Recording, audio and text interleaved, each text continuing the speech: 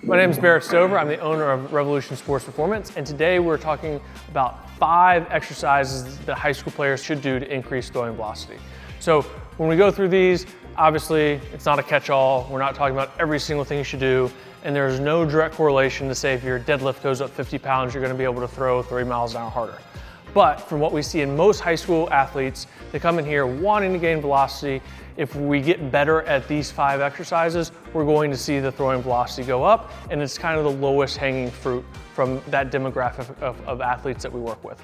So as we go through that today, keep in mind it's not perfect, but it's going to check a lot of boxes to help you get to the next level. If you look at any of the research that's been done on trying to see what correlates as far as like lower body strength, upper body strength, rotational power, to help you throw harder, everything's kind of inconclusive and says, oh, this sort of works, and if you get to this point, it might help. It's a little bit confusing, but what we found is there's definitely a minimum threshold of strength that we want to accomplish to help athletes throw harder. So when we're talking about someone that's in high school and they're relatively untrained to someone that might be 20 to 25 years old, we want to start with full body strength.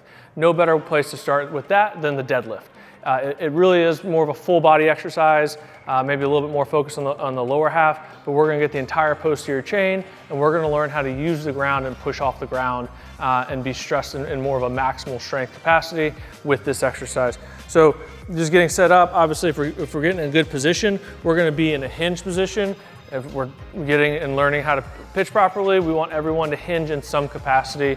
Obviously, it'll be a little bit different depending on your anatomical structure and your personal movement patterns, but the idea is we still need to be able to get back and sit back into a hinge position in some capacity. So that's where we're gonna start with this. We get hinged, and then we're into more of a squat, and then we're gonna lock in with our upper back. So as we do that, we're engaging that posterior chain, again, from upper back all the way down to the feet, and we're learning how to hold and build upper back strength by holding that position and basically creating isometric there. Lock in there, keep that form, explode up off the ground, and then maintain position throughout. Again, some guys deadlift a small house and they don't throw hard. There's other portions to it, but starting with full body strength and something specifically like the deadlift, if you're more untrained and you need to start throwing harder, is a really good place to start. The next exercise we like to use for high school pitchers to help them gain velocity is a weighted jump. So we like to measure all of our jumps. You see our plyomat here, and we're gonna hold dumbbells and jump in this instance. And we do anything from getting a weight that gives you 85% of your vertical to using 50% of your body weight, which will probably give you somewhere between 30 to 50% of your vertical. And we work all along that continuum to try to help the athlete get more explosive, again, depending if they need more strength or they need more speed, power output. So that's very simply gonna be grabbing 2 dumbbells, loading, jumping as high as you can, landing on the mat, seeing the measurement, and then repeating. We like using something like the plyomat because each rep will be measured, so I'm constantly competing against myself. So one, if we're using weight to jump, obviously we're building explosive power from the lower body, and 2, if we're measuring it, we're constantly seeing and being forced to apply more and more intensity, or making sure we're not getting fatigued and kind of beating a dead horse with our training intensity and focus. So anything you can do to help your lower body elasticity, any type of jumping, sprinting, those sort of exercises, weighted jumps, especially if you're a little bit weaker and you're not well trained or haven't been lifting for 4 or 5 years, that should help a lot with increasing that power output, which again should help you throw harder.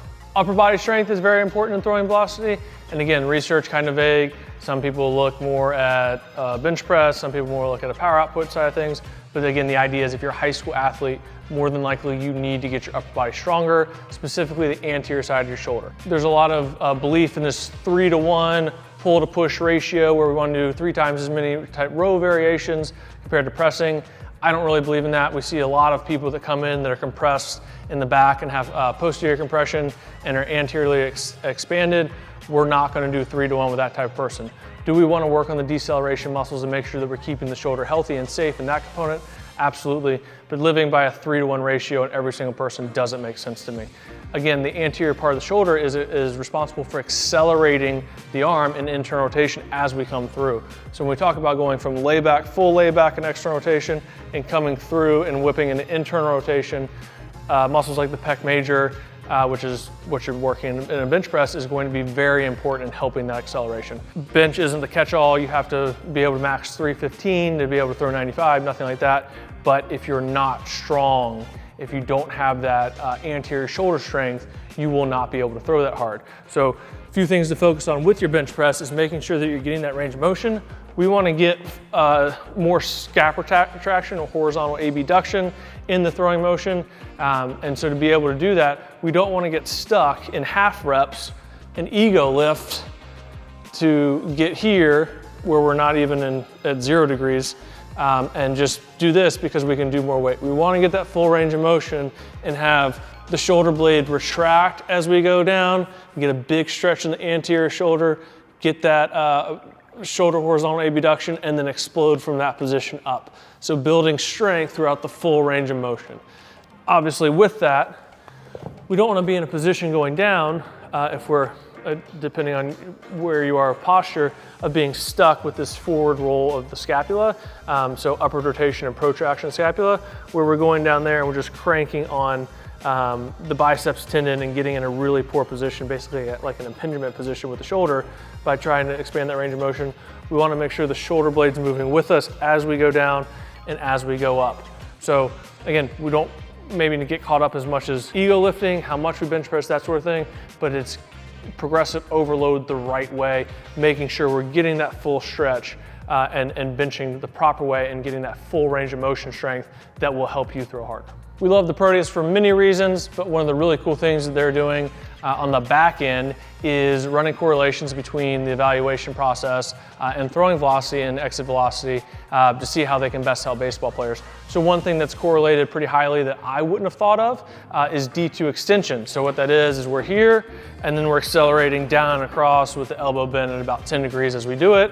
And the power output here in watts does have some correlation with throwing velocity.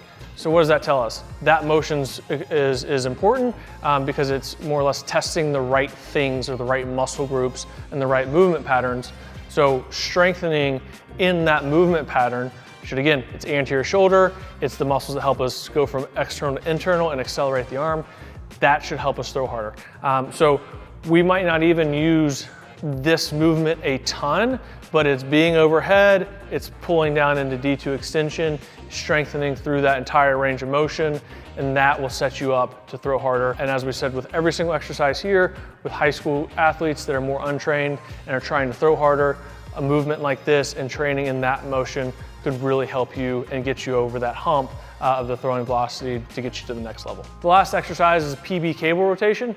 Obviously, we're moving in 3 planes of motion when we throw a baseball, so we need to incorporate rotation into our training. And a lot of the high school kids that we see, they are not very good rotators. So one, the movement pattern might not be there. When we test their mobility, they don't have the availability of the movement in the first place, so that's something we'll work on.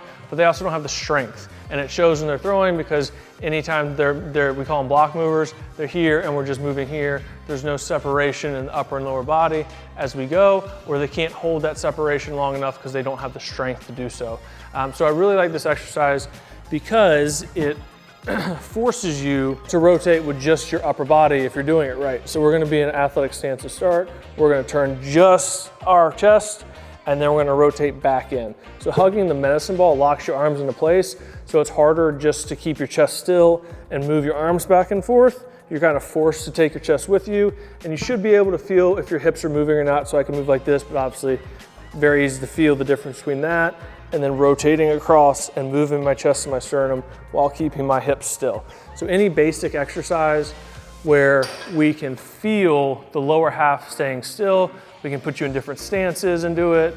We can go split stance if we want to make it a little bit harder and feel ourselves rotating into that lead leg, but having some resistance and learning how to rotate that upper body while keeping the lower body still, and then eventually doing it together and learning proper sequencing will help you on the mound and give you that strength necessary to hold the upper body back as we rotate the hips and then come through with the upper body so that we start learning, getting the strength to be able to sequence properly, to be able to throw harder.